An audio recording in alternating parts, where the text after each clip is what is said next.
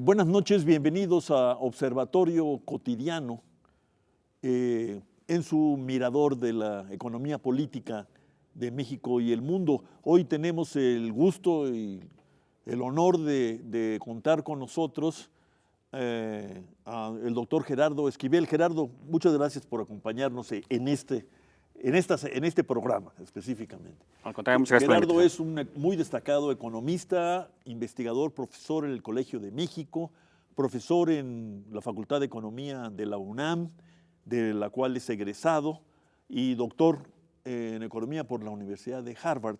Y actualmente Gerardo está trabajando como asesor económico externo de la coalición Juntos Haremos Historia y de su candidato a la presidencia, el licenciado Andrés Manuel López Obrador.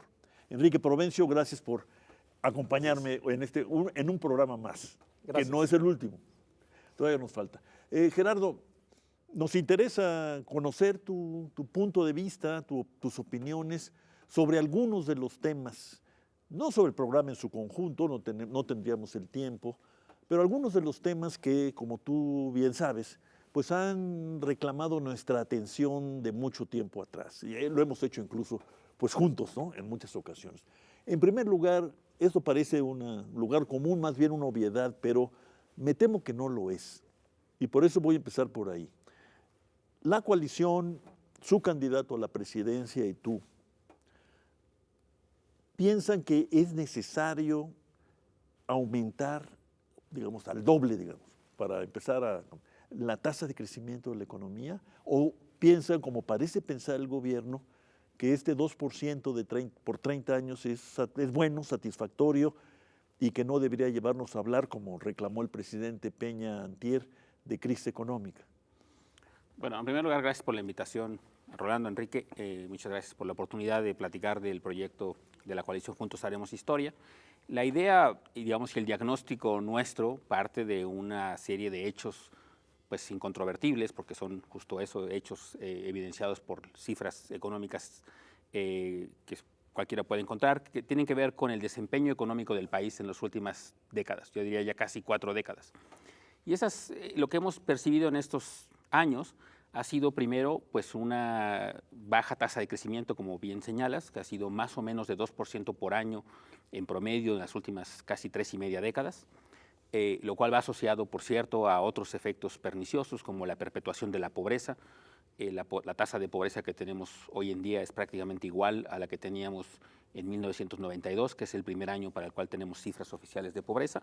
Entonces, digamos, se asocia una cosa con la otra y nosotros en ese sentido pues creemos que no podemos seguir haciendo lo mismo. Si seguimos haciendo lo mismo, pues no vemos por qué razón se obtendrían resultados diferentes, y en ese sentido nuestra propuesta parte de una crítica a lo que se ha venido haciendo en los últimos años. Y en el sentido estricto de lo que preguntas de si queremos duplicar la tasa de crecimiento, bueno, nosotros no tenemos un objetivo específico de crecimiento ni estamos ofreciendo un objetivo específico. Lo que sí queremos ofrecer es un cambio, un punto de inflexión, digamos, en lo que hemos venido teniendo. Tanto en lo que se refiere al crecimiento económico, que lo que buscamos es que sea más elevado. Si es del doble, sería una tasa bastante razonable, me parece. Si lográsemos duplicar la tasa de crecimiento de 2 a 4%, pues eso sería muy importante, porque en términos de crecimiento de ingreso per cápita, pues sería casi triplicarlo, porque pasaría de 1% a 3%. Entonces, no es un objetivo tan trivial como pudiera parecer cuando uno habla de 2 a 4%. Entonces, eso sería un objetivo razonable, deseable, esperemos alcanzable. Pero no tenemos, insisto, un ofrecimiento de decir vamos a lograr crecer a estas tasas, pero sí la idea, al menos la expectativa de empezar a cambiar hacia arriba la tasa de crecimiento y a su vez hacia abajo la tasa de pobreza que, insisto, se ha mantenido bastante estable en los últimos 26 años. Así es, sí. Entonces queremos un punto de inflexión también en esa dimensión. Ahora bien, aun cuando no se tenga una meta específica, lo que sí han planteado, entiendo, es que el país requiere un crecimiento de la inversión. Está planteado en el proyecto de nación de la coalición, y aunque tampoco ahí hay una meta específica, lo que sí está claro es que ese crecimiento solamente es posible con una activación de la inversión, tanto pública como privada, y aún más, con una inversión que sea más eficiente, mejor distribuida regionalmente y que atienda sobre todo los rezagos en la infraestructura. No es un tema que se discuta normalmente en los ires y venires de las campañas, pero es un tema de fondo. Sin ese crecimiento de la inversión es muy difícil alcanzar una tasa de crecimiento. ¿Qué están planteando ya más en concreto sobre esto? Sí, en efecto, tienes razón, es decir, esa es parte de la idea de cómo crecer, es que partimos del presupuesto que necesitamos invertir más. Y esa inversión no puede provenir únicamente de la inversión pública, y más bien vemos nosotros a la inversión pública como un complemento de la inversión privada, y por eso parte fundamental de lo que estamos planteando es aumentar el gasto destinado, que no gasto, sino en términos de ejercicio, sería la inversión pública en infraestructura, pensando en que eso se vuelva algo que arrastre inversión privada. Y la idea para el primer año, por lo menos la propuesta que está planteada es que en el primer año sería 2019, para el presupuesto de 2019, que haya un aumento de 1 punto porcentual directamente del PIB dirigido a inversión en infraestructura. Parece poco, no lo es, porque pensemos que el solamente… PIB es muy grande ya. El PIB es muy grande, pero nada más como referencia, digamos que lo que se está gastando actualmente en inversión pública es presupuestado, el año pasado fue 2.9% del PIB nada más, que es la tasa más baja de todos los últimos años. Yo creo que de la historia registrada. De la historia ¿no? registrada, sí, así es. Pero ese fue el aprobado. El ejecutado fue todavía inferior, fue 2.7% del PIB. Así es que un aumento de 1 punto porcentual entero del PIB destinado específicamente a inversión en infraestructura es un aumento importante. Y la idea eventualmente es llevarlo hacia niveles más razonables, más acorde a lo que se esperaría dado el nivel de ingreso del país, dado los recursos del gobierno, que sería un monto como entre 5 y 6% del PIB. El primer año no se podrá llevar porque pues, no habrá recursos suficientes para eso y otras cosas, pero sí un aumento significativo de 1 punto porcentual del PIB destinado básicamente a infraestructura. Y ahí un proyecto muy importante, que cabe la pena mencionar, es el del proyecto del corredor transísmico que esperamos que conecte el Pacífico con el Atlántico, conectando los puertos de Salina Cruz en Oaxaca y Coatzacoalcos en Veracruz, que se espera que sea un proyecto emblemático de una potencial nueva administración, que sería muy importante porque sería el inicio, lo que esperamos sea el inicio de detonar el crecimiento en la zona sur-sureste de ¿Y México. se embonaría con estos proyectos en las zonas económicas especiales? Puede, porque de hecho Salina Cruz es una zona económica especial, entonces se puede embonar con eso, de hecho sería parte de lo mismo, del desarrollo del sur-sureste del país, pero es mucho más amplio, eso hay que dejarlo claro. Cuando estamos hablando de un corredor transísmico, quiere decir invertir en mejorar los puertos, en aumentar el calado para que puedan ser barcos de mayor tamaño, tener características específicas en los puertos como almacenaje de contenedores, transporte de contenedores, capacidad frigorífica, que todo eso se vuelve muy importante porque es nuestra forma potencial de comerciar con otros países, por ejemplo en productos perecederos, de conectar Asia con el este de Estados Unidos o Europa con la costa oeste de Estados Unidos, por ejemplo, o nosotros mismos con Sudamérica, tanto al Pacífico como al Atlántico, lo cual se abarataría enormemente y pensamos que eso ayudaría enormemente a la diversificación del comercio del país. Y el tema que los publicistas han convertido en tabú, los mercadotécnicos y demás, los impuestos, Gerardo, ¿es concebible un aumento en la inversión pública como el que has referido, que parece en abstracto muy sensato? ¿Es compatible con la estructura actual del fisco mexicano? Es muy importante esa pregunta porque parte de lo que se está proponiendo es que no haya aumento de impuestos ni nuevos impuestos en los primeros 3 años de la administración. Mucha gente ha criticado esto desde una perspectiva de decir, bueno, pero sabemos que hacen falta recursos para el gobierno. Es cierto, pero también es cierto otra cosa, que es que la gente en general lo que ve es un ejercicio del gasto público muy ineficiente, con mucha corrupción, y lo primero, y es parte de la filosofía de López Obrador, fue parte de su filosofía cuando fue jefe de gobierno en la Ciudad de México, lo dijo desde un principio, no voy a aumentar impuestos, no voy a aumentar tasas de impuestos, no va a haber nuevos impuestos, hasta que no haya una evidencia de un ejercicio más útil de los recursos públicos. Los primeros 3 años de su administración en la Ciudad de México fue que desarrolló el programa de adultos mayores, empezó el programa de infraestructura, etcétera, y hasta después fue que hubo aumentos en tarifas, como el metro y otros impuestos, pero ya que hubo la evidencia clara hacia la gente de que había un mejor uso de los recursos públicos. Eso es lo que se está planteando acá, y eso implica, o va a implicar, hacer un ejercicio de recomposición del gasto público. Entonces, parte de lo que se propone de la reingeniería del gasto público, que sí se está proponiendo aquí, digamos, ahora Esto lo sí, sabríamos en septiembre. de hecho, ya tenemos una ya está definición el muy clara planteamiento. de qué hacer, en dónde recortar, qué tipo de gastos reducir. ¿Nos puedes dar un Por ejemplo? supuesto, les puedo dar un ejemplo. El ejemplo más claro y que además ilustra, mucha gente dice, este gobierno, por cierto, ha sido muy eficaz en convencer a la gente que es imposible reducir el gasto público porque siempre nos habla de los irreductibles, ¿no? Es decir, cosas que ya están comprometidas y que no se pueden hacer. Bueno, el mejor ejemplo es si uno ve lo que pasa en el ramo 23. El ramo 23 es este ramo que se distribuye de la Federación a los estados. Y lo que aprobó el Congreso no tuvo nada que ver con lo que se le entregó a los estados. El Congreso aprobó un monto y lo que se entregó el año pasado solamente de la Federación a los estados fue en exceso de 300,000 millones de pesos.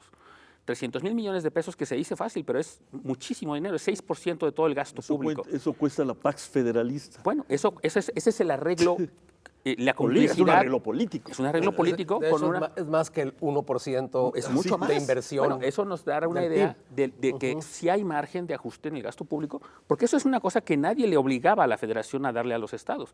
Fue una decisión política que tiene que ver con el hecho, en mi opinión, de que pues, los anteriores secretarios de Hacienda tenían aspiraciones políticas. Tanto el último como que fue el penúltimo, que fue José Antonio Meade, que es candidato a la presidencia, como el anterior, que era Luis Videgaray, que también aspiraba a la presidencia. Entonces, sí hubo, me parece, en ese sentido, un uso discrecional de los recursos y ahí hay un margen importante de ajuste. Otro ajuste, por ejemplo, el gasto en publicidad gubernamental.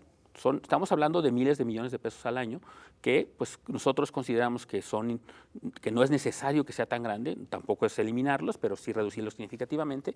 Y luego eliminar muchos programas sociales que han sido evaluados por el Coneval o por expertos independientes como programas que o no tienen una población objetivo clara o no corresponden a grupos vulnerables o no tienen reglas de operación bien definidas o bien incluso son regresivos, como muchos programas productivos en la Secretaría de Agricultura que terminan beneficiando solo a los medianos y grandes productores.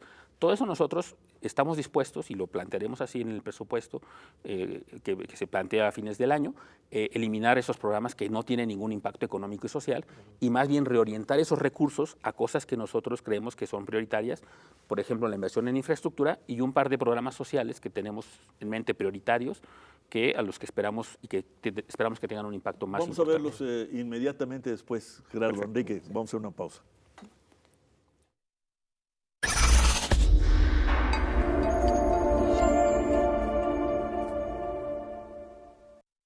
Una reingeniería de gran calado en el gasto público como condición para, primero, financiar lo propuesto, lo que se ha propuesto esta coalición convertida en gobierno, y luego pasar por la prueba de ácido en unos años también de una revisión de la pauta fiscal mexicana. Así lo entiendo. Así es.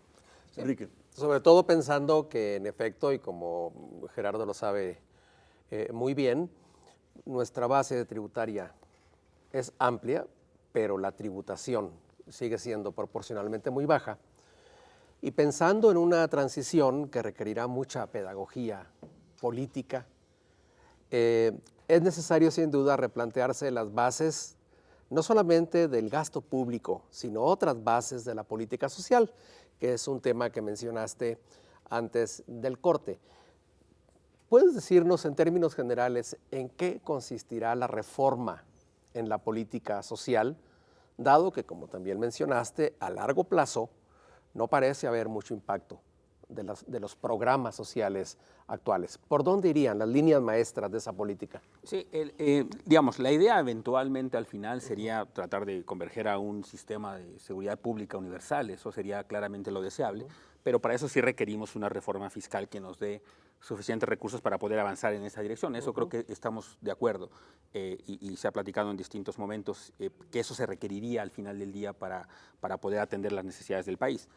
Ahora, dadas las restricciones que planteamos al inicio y la idea de que no aumentar los impuestos, al menos no en una primera instancia, quizá en la segunda fase de la administración se pudiera discutir una reforma fiscal más ambiciosa, buscando conseguir recursos para tratar de conseguir este otro objetivo ambicioso de cobertura universal, se podrá postergar ese momento. Pero por lo pronto lo que estamos planteando es hacer una limpia de programas sociales, ¿no? De los que no están funcionando, de los que están duplicados, de los que no tienen reglas de operación claras, etcétera, y más bien concentrar los recursos en dos programas. Uno que ya existe y que lo fortaleceríamos, y uno nuevo. El que ya existe es 65 y más, que es una pensión universal no contributiva, es decir, todo el mundo la recibe por el simple hecho de cumplir un cierto número de años, que actualmente pues, es increíblemente baja, es sorprendentemente baja y es una tristeza, porque son 580 pesos lo que se otorga a los adultos mayores. Son 580 pesos, es 20 pesos diarios, incluso menos, $1 diario, lo cual lo pone a la gente que recibe esos ingresos por debajo de las líneas de pobreza, digamos, del Banco Mundial, que sabemos que es una línea de pobreza que se establece con estándares africanos de pobreza. Es decir, solo para dar una idea de cuán bajo es esa pensión universal. Bueno, nosotros lo que queremos es duplicarla. Aún así es poco, serían del equivalente a $2 por día, pero está mucho más cerca de las líneas de pobreza del país, está por encima de la línea de pobreza extrema y al menos sería un avance importante y que mejoraría, creemos, claramente el nivel de vida de los adultos mayores y que además se homologaría a la pensión que se otorga ya en la Ciudad de México, que como se sabe la introdujo el propio López Obrador. Entonces sería el programa que se fortalecería. Uno nuevo. Y el nuevo programa es un programa dirigido de nuevo a un segmento poblacional muy claro, que serían los jóvenes, y específicamente los jóvenes que no estudian ni trabajan. Tenemos entre 15 y 29 años de edad a un grupo de 29 millones de mexicanos. De esos 29 millones de mexicanos, 6.5 millones de ellos no estudian ni trabajan.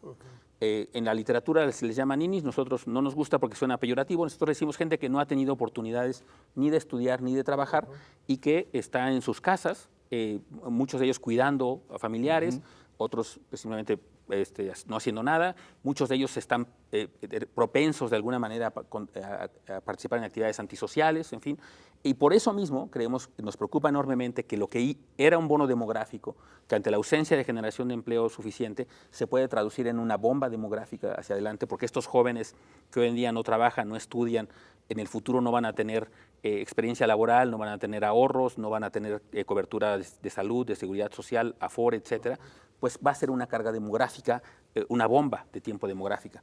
Entonces, preocupados por esa existencia de esos 6.5 millones de mexicanos, se está planteando un programa que al menos en una primera instancia, la cobertura que hemos presupuestado es hasta de 2.6 millones de jóvenes. Si ocurre o no dependerá de los intereses de los propios jóvenes, de las demandas de las empresas. La idea es que estos jóvenes puedan optar por una de 3 vías. Que recibieran un apoyo de hasta un salario mínimo y medio al mes, más o menos 3,600 pesos, que la idea es que les permita, insisto, escoger una de 3 vías. Los que quieran regresar a la escuela, que puedan hacerlo, a terminar algún grado académico, de tal manera que durante un cierto lapso, que puede ser quizás hasta 3 años, puedan terminar la secundaria, la preparatoria, una carrera corta, en fin. Porque muchos se han quedado al terminar secundaria, ¿no? Muchos se han quedado y por razones socioeconómicas. Entonces, la gente que está en esas circunstancias, que quiera regresar, que le haga falta un apoyo, se le otorgará. La gente que no quiera regresar a la escuela, porque hay gente que también ya no quiere regresar a la escuela, pero que no tiene las habilidades suficientes para trabajar, que pueda optar por cursos de entrenamiento hasta por 1 año. Que pueda adquirir ciertas herramientas básicas de trabajo, en fin, habrá distintos cursos. ¿Esto lo ofrecería el gobierno federal? Lo ofrecería el gobierno junto con empresas del sector privado, académicas, etc. Y una tercera vía, que esperamos que sea la mayoritaria, es buscar incorporar a los jóvenes a una actividad productiva. Y la idea es que haya un emparejamiento, un match entre empresas formales o en vías de formalización que digan, pues yo me gustaría ser el tutor de un joven que necesito, que lo puedo entrenar y eventualmente conseguirá trabajo, una ¿no? especie de actualización de la categoría de aprendiz. De hecho, se llama aprendiz tutor con tutorías o mentorías y que sería no una relación laboral con las empresas, sino sería una beca del gobierno, digamos, para que puedan participar en ese proceso y eventualmente pues, los jóvenes puedan ya sea independizarse, aquellos que hayan adquirido pues algún aprendizaje técnico específico, o bien puedan incorporarse laboralmente con la empresa que trabajaron, si ambos están a gusto uno con el otro. Y la idea es encontrar un match de oferta y demanda entre jóvenes y empresas que puedan hacer eso. Claro que va a haber regiones donde eso no ocurra, por razones obvias. Digamos, los jóvenes están dispersos en todo el país, las empresas se concentran en unas ciertas zonas del país. Entonces, ahí donde no haya demanda suficiente pues de parte del sector privado, pues la expectativa es que puedan incorporarse los jóvenes a actividades sociales, comunitarias, reforestación, creación de caminos rurales, etcétera, de tal manera que tengan una actividad y que puedan empezar más bien a involucrarse, salgan de sus casas y puedan entonces participar y contribuir productivamente a la vida del país. Bancarizándolos inmediatamente, esa es la idea, lo cual sería un choque al sistema financiero positivo muy importante. Imagínense si logramos que 2 millones, digamos, de jóvenes se incorporaran, gente que de otra manera a lo mejor nunca hubiera tenido acceso al sistema financiero, pues recibirá su apoyo por esa vía, podrá generar una cuenta de ahorro, podrá generar un historial financiero y crediticio, si logra conseguir un empleo, pues podrá eventualmente pedir un crédito, en fin, cosas de ese tipo que esperamos que cambie también de manera importante el nivel de vida de estos jóvenes que hoy en día, insisto, están en sus casas sin ninguna alternativa de estudio o trabajo. Nos quedan unos minutos, Gerardo, Enrique. Algo nos preocupa, Gerardo, pues por la prensa diaria, por lo que estamos viendo, que es la relación de la coalición y de su candidato a la presidencia con los actores del sector privado. ¿Cómo lo estás viendo tú? Porque al final de cuentas todo esto está suponiendo pues construir nuevas plataformas de cooperación entre el sector público y el privado, me parece a mí. ¿Cómo lo ves tú? Bueno, yo creo que lo que se percibe en los medios de repente es una visión, me parece, sesgada de lo que está pasando. Es decir, sí hay, porque tampoco se puede negar, actores específicos que de una u otra manera ven con recelo una propuesta específica, el caso de la candidatura de López Obrador y lo que se está proponiendo económicamente. Muchas veces por desinformación, pero en general, digamos, pues simplemente porque tienen diferentes preferencias partidistas, lo cual es perfectamente válido en una democracia. Pero lo cierto es que en general, yo diría, el sector empresarial, parte de lo que hago es cotidianamente hablar con empresarios, líderes de empresarios, grupos de empresarios. Yo lo que encuentro es buena voluntad de colaboración, el anhelo de muchos de ellos, particularmente medianos y pequeños empresarios, que esperan que la economía cambie de rumbo, que el crecimiento sea más alto, que los beneficiarios de ese crecimiento no se concentren en un puñado de empresas como de alguna manera ha venido ocurriendo. Digamos, para nadie es un secreto que los grandes beneficiarios de los últimos años son un grupo muy pequeño de empresas multinacionales, etcétera, y que el crecimiento no sea, digamos, dispersado hacia esas pequeñas y medianas empresas. Y en ellos veo yo realmente no solo un gran anhelo de cambio, la búsqueda de colaborar y contribuir, sino completamente el deseo de que haya un cambio en la política económica, que también ellos están dispuestos a contribuir. Y luego entre los grandes empresarios también hay muchos que están con una visión mucho más, yo diría, de colaboración, de cooperación, de tal manera que eso que se ve en los medios me parece que termina siendo una muestra muy pequeña, muy sesgada, que existe, insisto, tampoco la voy a minimizar, pero que hemos ido trabajando, hablando con ellos, proporcionándoles información, y yo sí percibo realmente un cambio muy importante en los últimos días, incluso en sectores que habían sido de alguna manera reacios a apoyar, no tienen que apoyarlo, simplemente que aceptar que es una posibilidad de tránsito normal, cambio democrático, y que además han empezado a ver posibles beneficios pues también para sus negocios. Yo creo que me parece que estamos en esa ruta de colaboración con el sector privado que yo veo muy positiva hacia adelante, derivados de mis experiencias recientes con muchos de ellos. Gracias, Gerardo. Estamos terminando, Enrique. Pues hay un tema que además es muy cercano a Gerardo, el desarrollo regional, por su obra académica en el tema.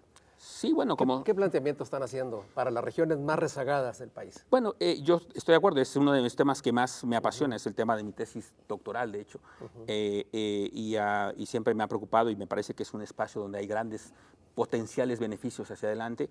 El tema, como decía, del istmo, eso es una potencial vía de desarrollo de la zona sur-sureste, pero luego tenemos una serie de propuestas para toda la zona, digamos, de pequeños productores en la zona sur-sureste del país, que tiene que ver con el campo, donde básicamente lo que estamos planteando es una visión diferenciada que no siempre ha existido entre los medianos y grandes productores que se concentran en el centro-norte del país y los pequeños productores. Nunca se concretó esta visión de desarrollo rural, digamos. Entonces, hay un elemento de desarrollo rural con políticas diferenciadas muy importantes para fomentar el crecimiento y la productividad en esas pequeñas propiedades, con miras a que entender que parte del combate a la pobreza y parte del fracaso del intento de reducir la pobreza ha sido que no ha sido capaz de aumentar la capacidad de generación de ingresos de la gente en estas circunstancias. Entonces, nosotros tenemos una serie de propuestas para el sector rural, de desarrollo rural, que quizá en otro momento se puedan platicar con más detalle, pero van orientadas a fortalecer la capacidad de generación de ingresos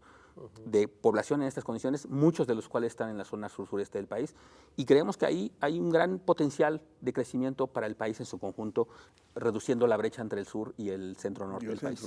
Muchas gracias, Gerardo Esquivel, Al por contrario, esta gracias. aproximación a la visión de la política económica de la coalición Juntos Haremos Historia.